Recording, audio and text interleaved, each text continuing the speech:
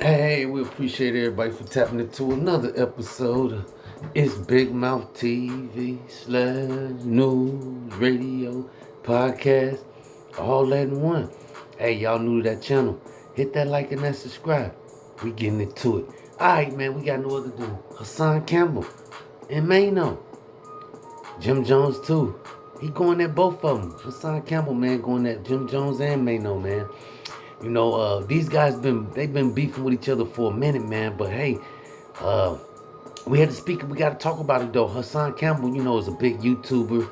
Known for his stuff he put all on the internet and things like that. But now he's taking the beef to the rappers, man. Like I say, him and Mano, and even Jim Jones, man. They having words with each other, man. Well, Hassan having words with them, man. And I think Mano responded back to Hassan Campbell.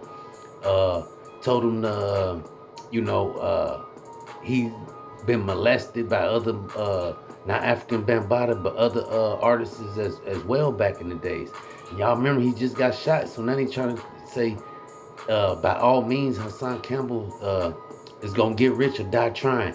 Hey, like I say, Mano responded, man, and a lot of stuff is going on back and forth between these guys, man, and things like that, man. And like I say, Mano trying to say Africa Bambaataa ain't the only guy that molested him, man, back then. He was having freak offs like a Diddy freak off party thing going on with African Bambaataa way back then. Allegedly, man. Allegedly. Everything is allegedly up here. But like I say, they've been going at it back and forth, man, him and Mano. And he also called Mano a rat, man.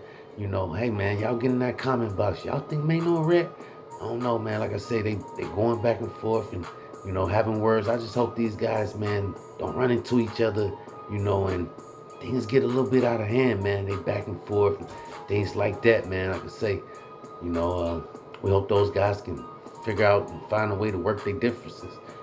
Jim Jones haven't responded back to Hassan Campbell, but Mano did. Like I say, he said, Hassan Campbell was having freak offs, man, with Africa Bambaataa and things like that. And they call him Hassan a drunk YouTuber. All he do is sit on YouTube, get drunk, and things like that. Like I said, man, I just hope these guys don't escalate to where there's weapons involved, people getting hurt. Hey, man, we anything else, we'll keep y'all updated as we jump into this next story right here. Hey, man, we got to talk about it. We got no other than finneas2times. Hey, shout out to finneas2times and his brother, No Love. We just did a story on them, No Love, the other day. Remember, his car was just shot up. He was involved in some type of beef down there in Memphis. Hey, shout out to those guys, man. They made big mouth news today. But we got to talk about finneas2times going off. Well, his barber going off on him. And they said sending the police over to his house, man, or his Airbnb, because they try to say, hey, that's not his mansion. That's not his house. That's an Airbnb. Allegedly, he beat up his barber, man.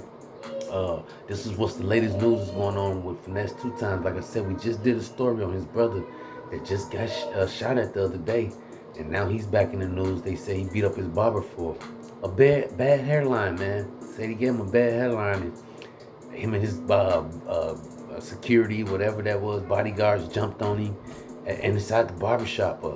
It escalated in the streets and things like that, man.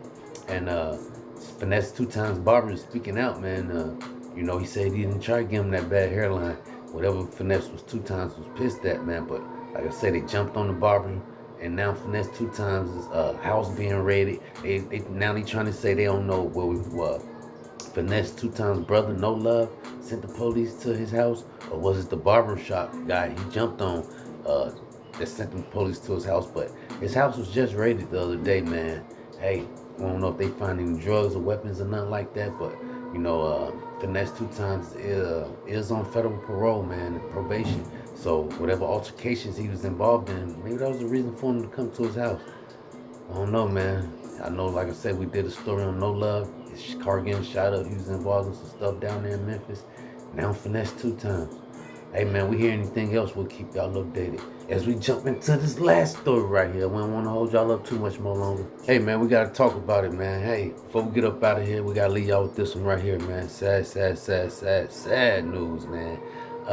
Everybody's talking about it, all the podcasts. Hey, shout out to Hood Educated for breaking the news, man, about this story Lost drug money, a murder for hire, an innocent woman killed, and now convictions for the ringleaders of the crime.